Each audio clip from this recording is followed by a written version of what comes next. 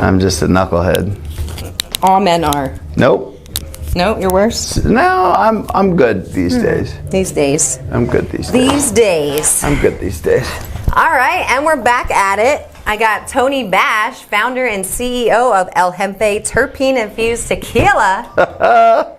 How are you? I'm good. How are you? I'm great. Thank you for being here. Yeah, thanks for having me. This is a wonderful surprise. Cheers. Chin chin. What you drinking? I don't know. They just poured me something. Oh, okay. You're like, I just need something. I've had too much El Hempe, so None of these for you? I have to go a little light right now. Where are you from, Tony? I live in Oregon right now, but we live half-time in Maui.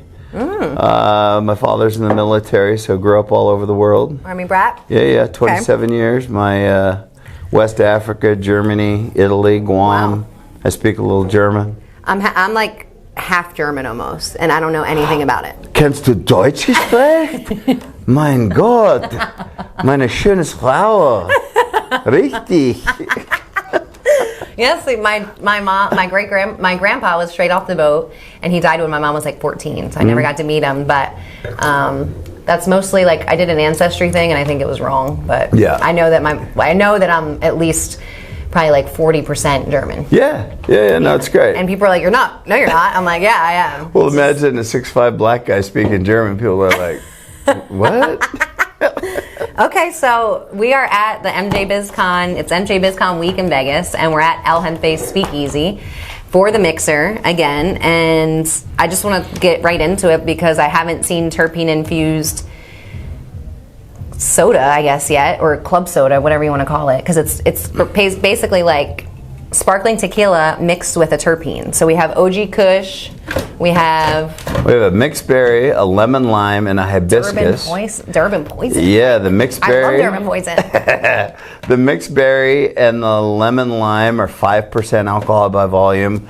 The hibiscus Durban poison is 8% alcohol by volume.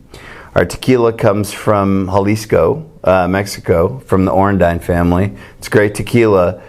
And we did it because all these other, what we call ready-to-drink cocktails are either wine, spirits, or beer, or malt, and they don't taste like anything. Right. So that's where the inspiration Because I'll be honest, I'm not a carbonation person unless it's like champagne, but other than that, I drink like water and alcohol, flat. So I never got into like the Trulies, I never did any of it. Yeah. But I have to try this because it's got terpenes in it. And I've been becoming more of a weed nerd since I started the podcast. Yeah. So my favorite terpene is terpinolene. Oh, nice. Yeah. Yeah, very good. And I like the enes, like limonene, pinene. Limonene, myrcene, pinene. And most people don't know that gin has spruce and some pine in it, right? So this is not a new concept.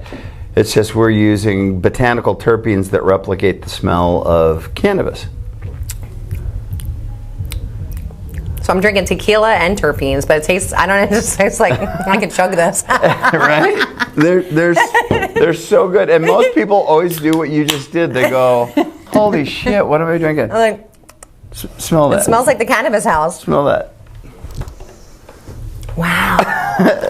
It smells like OG Kush. I just love the 2022 that we're in. It's like the fact that I live in Vegas and it's so destigmatized makes me so happy. Yeah. Because cannabis has always been, I'm from Jersey, and you know, it's like legal now, but they don't want to build dispensaries. Yeah. But I just love that there's so many different ways to like infuse anything. Whoa. People have these ideas that are like, it's just, I love it. Well, thank you. I mean, you know, I'm a food and beverage guy for 35 years.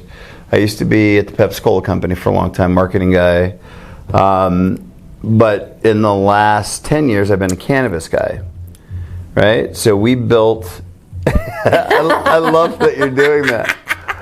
So the inspiration for this came from our cannabis company. We built facilities all over the United States. We were packaging food and beverages, right?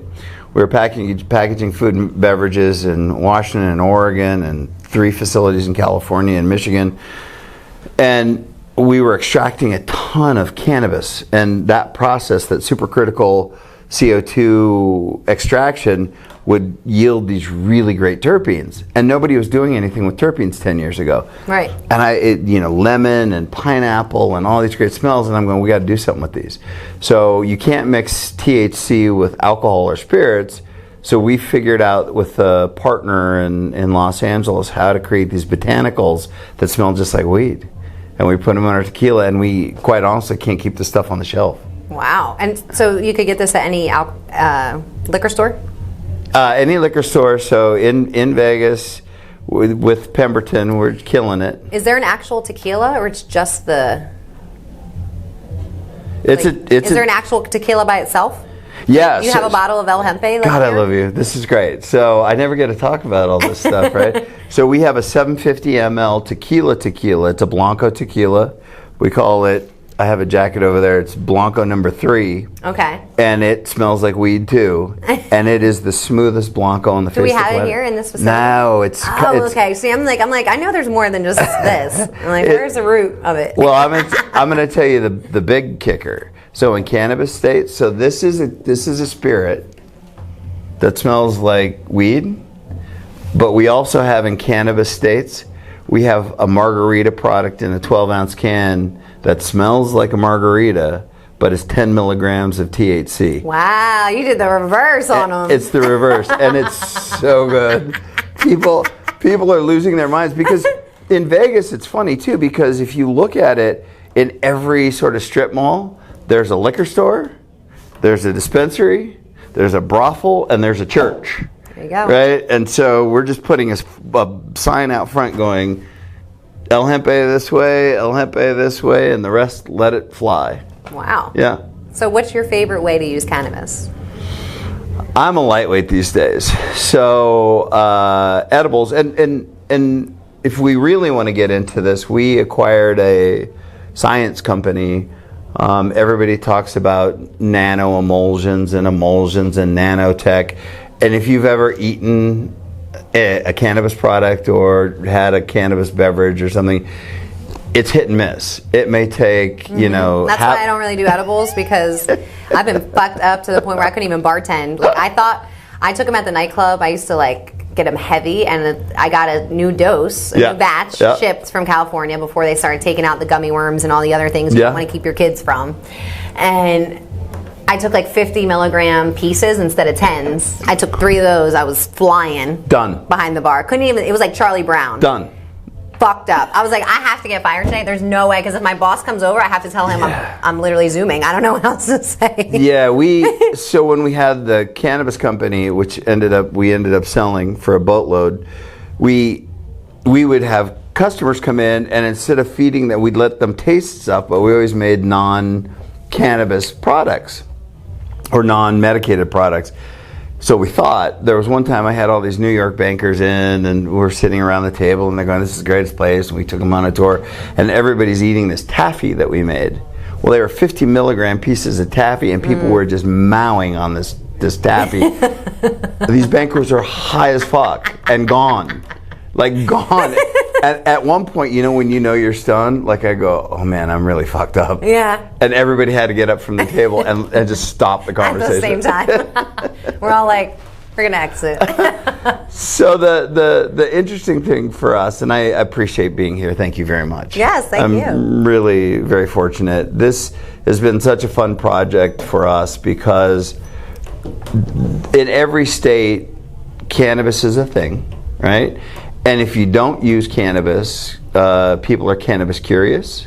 Mm-hmm. Women are using cannabis more now than ever, but not everybody wants to smoke. Right. So we started creating this group of products that everybody can enjoy and take advantage of. Well, that's the breaking the stigma. Yeah. Because I said, if Coke smelled, then there would be a lot more stigma around Coke, right? Exactly. But I light my blunt, and you look at me like I'm crazy, but you're over here fucking doing whatever. Yeah. Right? And it's like, to each their own, but don't make me feel bad about my medicine. That's exactly right. You know what I mean? Just because it has a scent or whatever. So that's why I think it's susceptible for people to do those things like edibles, tastings, things like that, because they don't feel stigmatized. They don't feel like they're going to feel bad about it after they consume it. Man, I enjoy this conversation a ton and really appreciate you, because one of the things we are trying to do is if you look, you mentioned all the other beverages. We won't say them on this podcast, but there's other beverages out there that are made from malt and from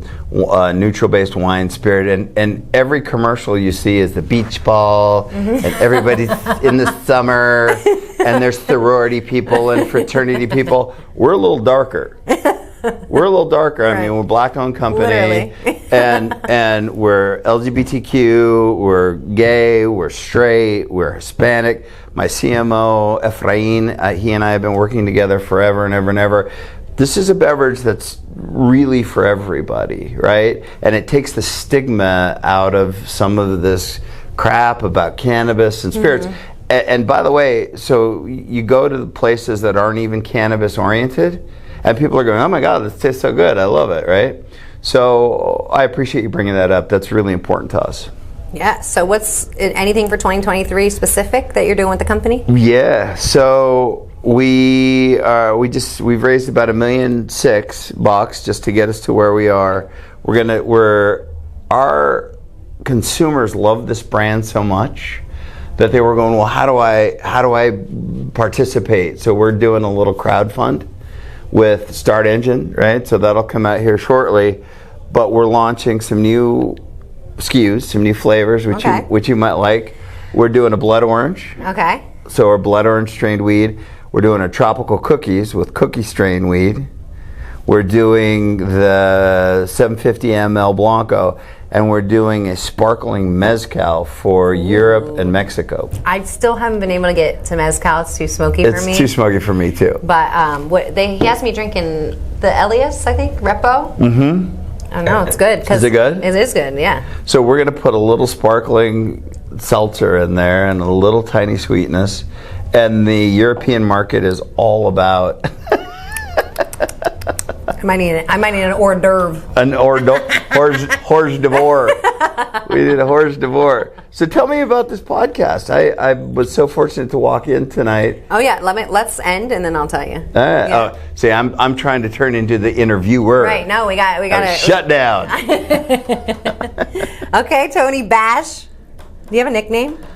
I feel like you do. Yeah, my friends. Some of my old friends call me Toast. Toast? Yeah. Why? You was always toasted? No, there was Tony, then it became Tonester, then it became Toaster, then it became Toast. Oh, okay. Yeah, so you can call me Toast. All right, well, we toasted anyway. Yeah. I'm ready to smoke. You ready to smoke? Yes. Okay. 100%. We'll be back.